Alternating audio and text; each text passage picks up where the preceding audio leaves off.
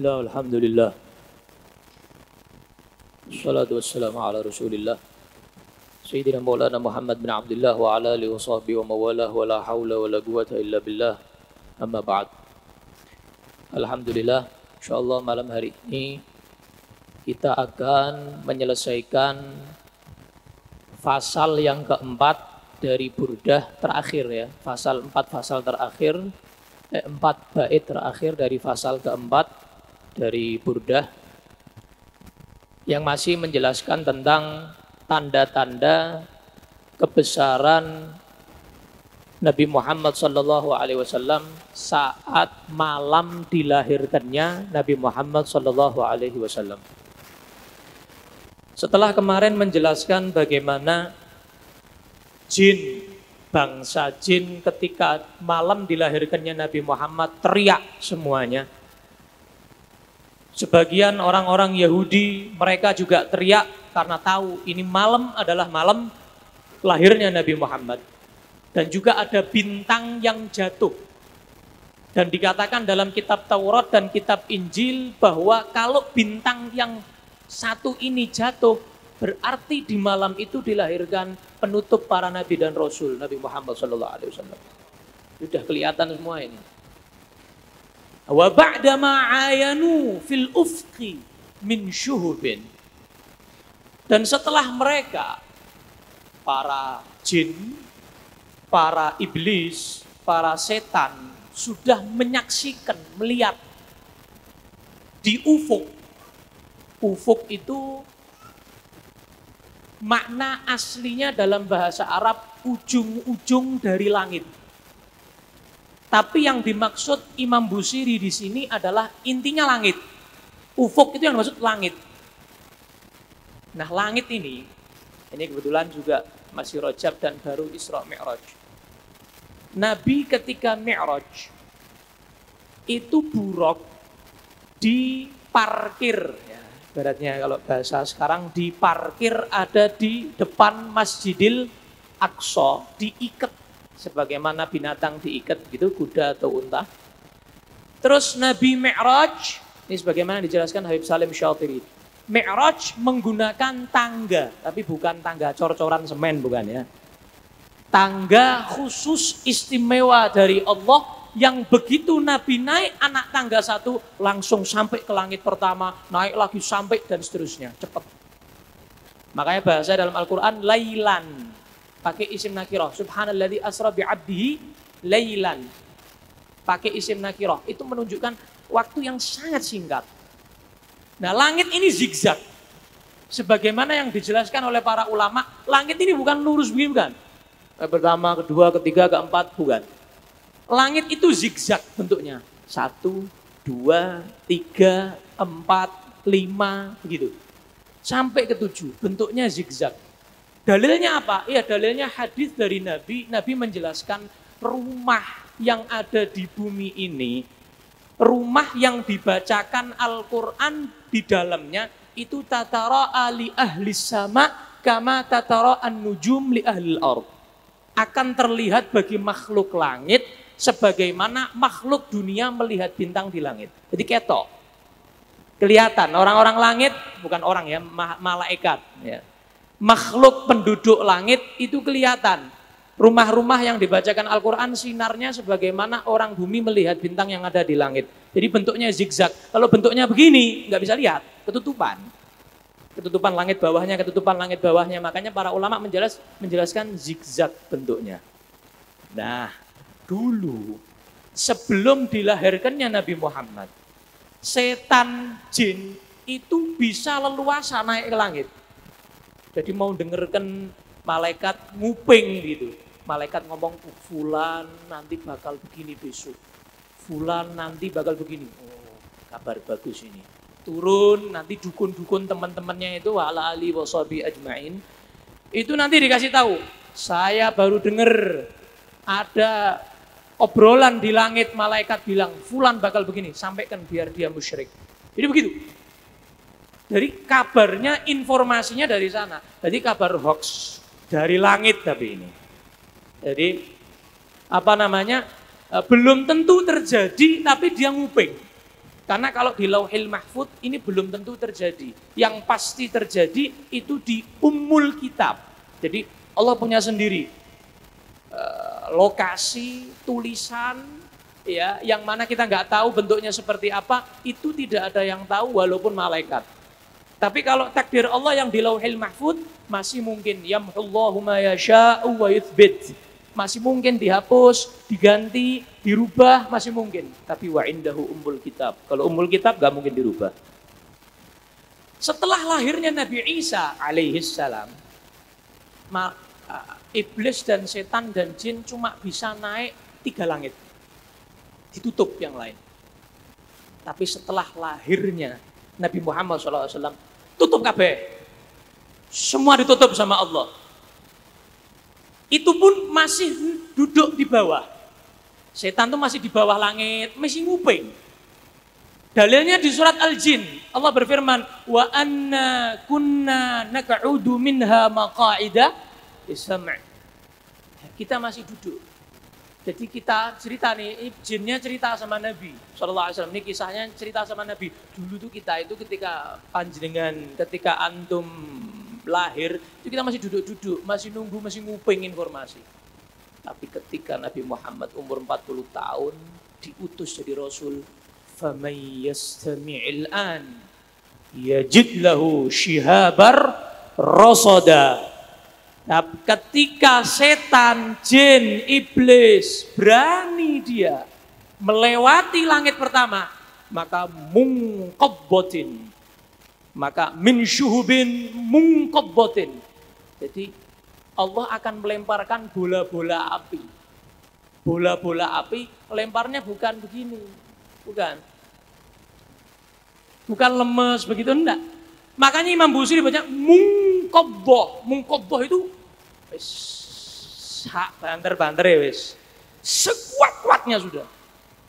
Jadi terbakar. Jadi setan nggak berani sudah. Mau mendekat langit pertama sudah nggak berani sudah. Apalagi setelah diutus Nabi Muhammad menjadi Rasul sallallahu alaihi wasallam. Ini ya carane wong Jawa Timur digietno. Nah, ini wifqama fil ardi. Yang terjadi di langit sesuai, cocok, persis.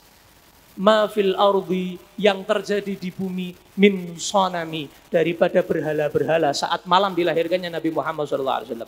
Jadi saat malam dilahirkannya Nabi Muhammad SAW, berhala semuanya tiba-tiba ambruk semuanya. Tiba-tiba ambruk, dan ambruknya itu bukan jatuh karena angin, brek, enggak, kebalik. Ini menunjukkan bukan karena angin, bukan karena gempa, tapi memang istimewa. Malam yang istimewa dilahirkannya Nabi Muhammad SAW.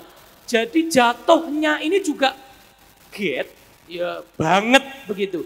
Tiba-tiba balik begitu jatuh terus terbalik. Sebagaimana setan, iblis, jin kalau mendekat dilempar oleh malaikat, nggak berani mendekati. Sallallahu alaihi wa ala alihi wa sahbihi wasallam. Itu yang terjadi. Hatta gada. Sehingga kalau setan, iblis, jin mau pergi mendatangi antariqil wahyi, dari jalur wahyu. Kan jalur wahyu itu kan langit. Malaikat Jibril dapat dari mana? Jalurnya mana? Kan langit. Jalur wahyu itu kalau setan mau mendekati munhazimun, lari. Jadi lari dengan kenceng gitu, gak berani. Minasyayatin. Yakfu, mengikuti ithramun hazimi, di belakangnya ngelari, itu melayu kabeh. Ikut sama yang lain, setan tuh lari semuanya. Hayo, daratnya kayak gitu. Berani kamu, lari semuanya. Ya. Jadi terjadi juga di saat perang Badar ketika Allah, dan perang Hunain. Ketika Allah menurunkan malaikat untuk ikut jadi prajurit Nabi Muhammad SAW, itu setan juga lari. Takut ngelihat malaikat. Waduh, ini mau kiamat ini. Malaikat turun kabeh. Malaikat turun semuanya. Takut. Begitu juga ketika dikumandangkan adzan. Dikatakan oleh Nabi, ketika dikumandangkan adzan, setan ketika mendengar adzan lari sampai kata Nabi terpentut-pentut keluar anginnya. Ka'annahum haraban. Dikatakan oleh Imam Busiri, ka'annahum haraban. Seakan-akan mereka ini setan, iblis, jin. Kalau mendekati langit, mau nguping, mau mendengarkan informasi, takdir tadi itu, mereka lari. Ibarat siapa? Qalu Abrahatin. Seperti pendekar-pendekar anak buahnya Abraha. Abroha ini dari Yaman. Jadi Abraha ini meri, iri, deki. Ini kenapa sih orang kok semua berangkat ke Mekah nih mau apa, cari apa? Itu loh batu kotak itu loh. Ka'bah maksudnya. Loh batu kok didatangi? Saya bisa bikin lebih bagus. Ajib. Dibikin kotak dari emas, dari perak, zamrud, permata, berlian komplit. Anu sing teko. Enggak ada yang datang. Enggak ada yang tawaf di situ. Tambah jengkel. Lah kok ada orang Arab yang jengkel? Ini ada apa tuh Abroha ini bikin baru? Datang buang air di situ. Buang air ada di Ka'bahnya Abraha ini. Tambah ngamuk Abraha, lu ngece. Akhirnya Abroha ngumpulkan 60.000 pasukan.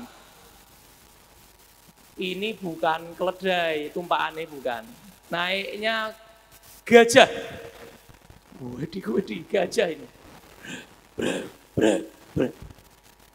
Mendekati Mekah, gajahnya duduk. Dipecut. Sampai berdarah-darah gajahnya. Enggak mau berdiri, enggak mau jalan. Tapi kalau diarahkan ke Yaman, lari. Kayak ketakutan begitu gajahnya. Kembali lagi ke Mekah, duduk lagi. Dipecut kayak apa? Enggak berani. Kenapa? Yes, dijaga. Namanya aja tanah haram. Fi hirasatillah. Dalam lindungan Allah Subhanahu wa ta'ala. Kalau madhep Yaman, menghadap Yaman, lari. Kalau dihadapkan ke Mekah, enggak berani duduk sudah. Sampai akhirnya fa'arsala alaihim Thairan ababil. Ababil itu bukan nama burungnya. Ababil itu jadi betul-betul pasukan burung. Jadi berbondong-bondong burung tadi itu membawa 3 batu dari neraka Sijil. Yang satu di paruh, yang satu di tangan bosikil ya. Yang satu di satunya lagi, atau tangan apa kaki itu ya kalau burung. Nah, 3 batu dijatuhkan. Tarmihim bihijaratim min sijil. Ketika batu itu pas di kepala persis. Jadi meninggalnya semua sama. Ini nggak mungkin bisa ditiru ini. Jadi semua bolongnya, lubangnya dari kepala sini, tembus ke dubur, tembus ke gajahnya, semua terbakar. Ka'asfim makul. Faja'alahum ka'asfim. Jadi kayak daun yang dimakan oleh hama begitu hancur begitu. Na'udzubillah min dzalik. Ini juga terjadi askarin. Dibaca askarin boleh berarti atof ke abrohatin. Dibaca askarun juga boleh berarti atof ke abtolu. Boleh mau askarun, makanya sebagian cetakan askarun, sebagian cetakan askarin. Boleh dua-duanya. Fadhol. Askarin atau pasukan tentara, bala tentara bilhaso dengan kerikil kecil mirrohataihi dari telapak tangan Nabi Muhammad SAW. Rumi yang dilempar. Nabdambihi, berhenti. Jangan disambung. Bacanya memang disambung. Cuman muradnya, maksudnya jangan disambung. Jadi nabdambihi, koma. Kalau bukan di syair begitu. Nabdambihi, koma. Jadi dilempar. Ini terjadi sesuai riwayat Bukhari dan Muslim. Ada 2 peristiwa. Saat perang Badar dan saat perang Hunain. Sebelum terjadi perang jihad, Nabi Muhammad ngambil kerikil kecil-kecil. Nabi bilang, syahatil wujuh wa'anatil wujuh lil hayyil qayyum waqad khaba man hamala zulma. Dilempar oleh Nabi. Cuma segenggam Nabi aja. Itu belasan ribuan semuanya. Matanya kelilipan semua. Sallallahu alaihi Nabi Muhammad. Matanya kelilipan semuanya. Kelilipan semuanya. Jadi jadi kayak bingung semuanya. Kena apa yang dilemparkan oleh Nabi Muhammad sallallahu alaihi wasallam. ba'da tasbihim bi batnihima. Nah, tadi kan koma. Ba'da tasbihin, setelah peristiwa yang terjadi tasbih, bertasbihnya bi batnihima, batu bertasbih ada di tangan Nabi sallallahu alaihi wasallam. Kalau kita pegang tasbih, itu kitanya yang baca subhanallah, subhanallah, subhanallah. Tapi kalau Nabi yang pegang batu, pegang tasbih, tasbihnya yang ngomong dengan izin Allah. Sallallahu alaihi Nabi Muhammad. Diriwayatkan oleh Sayyidina Anas bin Malik, saya mendengar, kami sahabat mendengar ketika Nabi Muhammad pegang kerikil, batu kecil, itu suara dari batunya, suara dari kerikilnya, subhanallah, subhanallah, subhanallah. Kemudian Nabi tersenyum, diberikan kepada Sayyidina Abu Bakar As-Siddiq. Di tangan Sayyidina Abu Bakar juga, subhanallah, subhanallah, subhanallah, subhanallah. Sayyidina Abu Bakar tersenyum, diberikan kepada Sayyidina Umar bin Khattab, dipegang Sayyidina Umar bin Khattab, kemudian juga bertasbih, subhanallah, subhanallah, subhanallah. Kemudian diberikan ke saya, terus diem. Beda. Kelasnya beda. Semua sahabat hebat, mulia semuanya. Tapi ini yang paling mulia ini, Sayyidina Abu Bakar dan Sayyidina Umar, Khulafaur Rasyidin, radhiyallahu ta'ala anhum wa ardhahum. Ini pernah bertasbih. Sebagaimana yang terakhir, nabdzal musabbihi, terlemparnya seorang yang bertasbih. Siapa yang dimaksud? Nabi Yunus alaihissalam. Terlemparnya seorang nabi yang bertasbih min ahsya. Terlempar dari mana? Min ahsya, dari pencernaan atau perut. Multaqimi, ikan yang bukan menerkam, ngelek ya, yang menelan ya, yang menelan Nabi Yunus alaihissalam. Jadi Nabi Yunus ini singkat cerita terakhir ini. Jadi Nabi Yunus saat itu umatnya tuh ngeyel, umatnya nggak mau denger ini segala. Nabi Yunus sampai marah, ya, sampai marah. Nabi Yunus itu sampai pergi begitu, naik kapal. Ketika naik kapal, Nabi Yunus ini diuji sama Allah. Jadi mughadiban, dalam keadaan marah Nabi Yunus. Terus Allah bilang, fadhanna, dia menyangka allan naqdir alaih, saya nggak bisa. Aku Allah nggak bisa megang Yunus, mau melarikan diri dari umatnya, tak cekel, tak pegang. Kemudian akhirnya 3 kali, singkat cerita 3 kali apa? Undian begitu. Ternyata Nabi Yunus 3 kali namanya keluar yang harus dicemplungkan, dibuang ke dalam air, langsung ditelan oleh nun, oleh ikan nun. Mau bilang paus, monggo, ikan apa enggak tahu. Kalau bahasa Quran ikan nun, paus lah gitu ya, yang besar ya. Subhanallah, enggak meninggal itu Nabi Yunus di dalam. Ada yang riwayat menyatakan 3 hari, 7 hari, 20 hari, 40 hari. Itu di situ. Makanya Nabi Yunus di dalam situ kesakitan. Sakit, demam begitu. Dalam Al-Quran Allah berfirman, faltaqamahul hut wa huwa mulim. Ditelan oleh ikan Nabi Yunus dalam keadaan sakit. Laula annahu kana minal musabbihin. Loh, coba kata Allah, seandainya Nabi Yunus itu enggak bertasbih dengan la ilaha illa anta subhanaka inni kuntu. Coba dia enggak bilang begitu kata Allah. La labitha fi batnihi ila yaumi yub'atsun. Tak jarno di dalam perut sampai kiamat. Kata Allah. Tak biarkan di dalam ikan paus itu sampai kiamat, enggak tak keluarkan kata Allah. Tapi ketika Nabi Yunus bertasbih kepada Allah, la ilaha illa anta subhanaka inni kuntu minadh dhalimin, akhirnya dilepas oleh Allah Subhanahu wa ta'ala. Ini peristiwa sama, disamakan oleh Imam Busiri. Ibarat Nabi Muhammad tadi melempar sekali batu tadi, semuanya kelilipan, semuanya matanya masuk debu semuanya. Sallallahu alaihi wa ala alihi wa sahbihi wa sallam. Wa sallallahu ala sayyidina Muhammadin wa ala alihi wa sahbihi wa sallam. Walhamdulillahi rabbil alamin.